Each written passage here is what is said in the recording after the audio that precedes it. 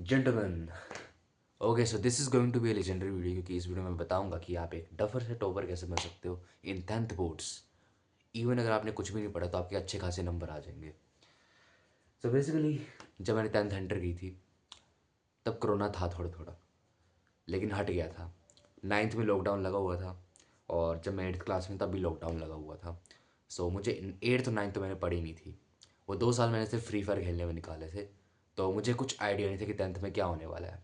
जब मैंने 10th enter की, जो 10th क्लास का पहला दिन था, उसमें मैम ने ब्लैक बोर्ड में कुछ फॉर्मूलेज लिखे हुए थे।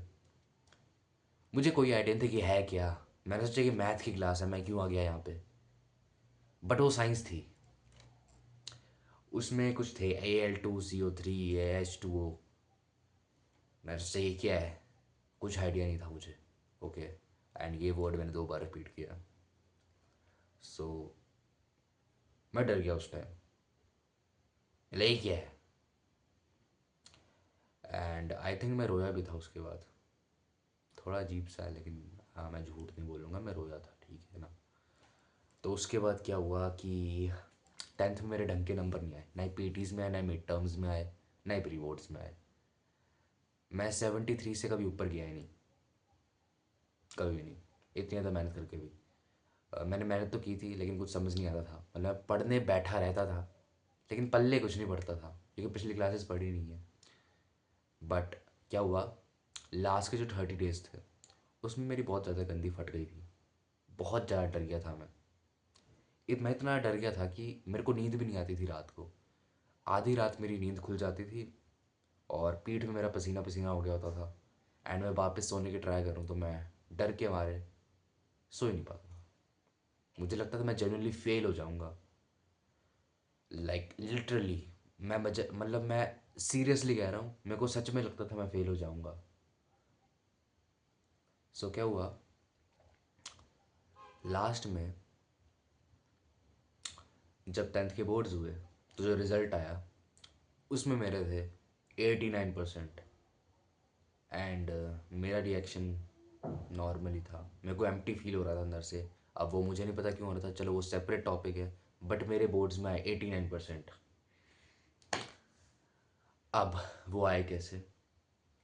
मैं इतना ज़्यादा डर गया था, मेरे को इतनी ज़्यादा इनसिक्योरिटी हो गई थी, मैं इतना डर चुका था कि मैंने बताया मेरे को नींद नहीं आ रही थी। तो जब मेरे को नींद नहीं आ रही तो मैं पढ़ने बैठ जाता था, क्योंकि वही एक तरीका था जिससे मैं थोड़ा थक जाता था, फटीग हो जाता था, और फिर मेरे को थोड़ी बहुत नींद आ जाती थी, फिर वापस उठ जाता था। और उस डर की वजह से, देखो रात को तो मैं पढ़ता ही था, उठ के जब नींद खुल जाती थी मेरी, लेकिन पूरे दिन भी पढ़ ही रहा होता था।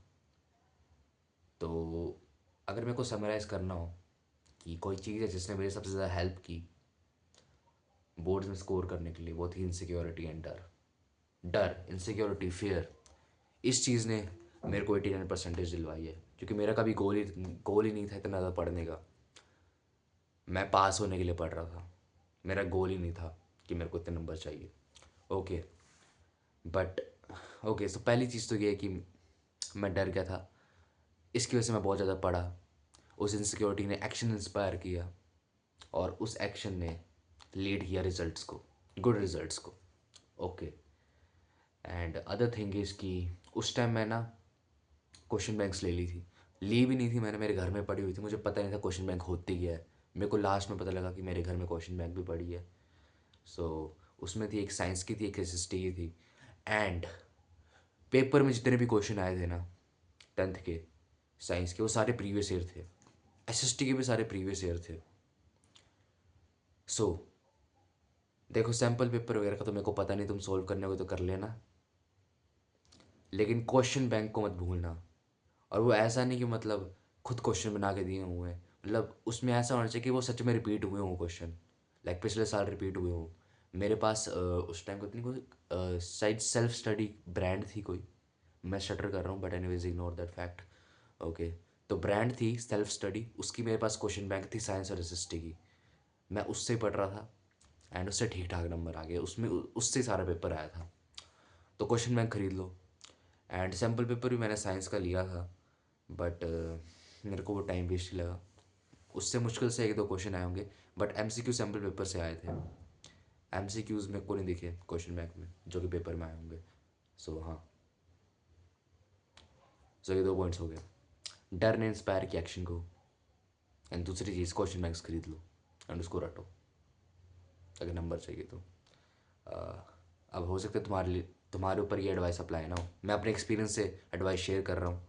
तो अगर तुम्हें लगता है कि सब कुछ लेजिट है, तुमको लग रहा है तुम्हारी हेल्प करेगी एडवाइस, तो तुम फॉलो कर सकते हो। मैं किसी को फोर्स नहीं कर रहा, मैं बस अपना ओपिनियन शेयर कर रहा हूँ। ओके, सो ये 2 पॉइंट्स हो गए। थर्ड पॉइंट इज़ कि अगर मेरे को अपने 10th क्लास सेल्फ को कुछ बोलना होता ना, तो मैं ये बोलता कि भाई तू इतनी टेंशन मत कर, तू बहुत ज़्यादा पढ़ रहा है एंड तू हो जाएगा पास आराम से, चिंता मत कर। अगर मेरी तरह कोई बंदा है जो कि बहुत ज़्यादा डर गया 10th के बोर्ड से, मैंने कुछ नहीं पढ़ा, मतलब उसको समझ नहीं आ रहा, वो पढ़ तो रहा है लेकिन उसको समझ नहीं आ रहा कुछ, एंड वो डरा हुआ है, वो ज़्यादा सेंसिटिव सा बंदा है मेरी तरह, तो आई वुड से कि टेक इट ईजी ब्रो। अगर 10th में नहीं भी आए ना नंबर तेरे, मतलब पास तो तू हो ही जाएगा, उसकी तो तू गारंटी रख ले। मुश्किल से कोई फेल होता है, बहुत कम बच्चे फेल होते हैं, लाइक बहुत ही कम। हमारे आर्ट्स एक सेक्शन थी हमारे उसमें, एस्टर थी, वहाँ के बच्चे इतने हरामी थे, वो सारे पास हुए। मतलब उन्होंने पूरा साल जो पंगे में निकाला है, वो पास हो गए भाई, जिनको चैप्टरों के नाम भी नहीं पता थे।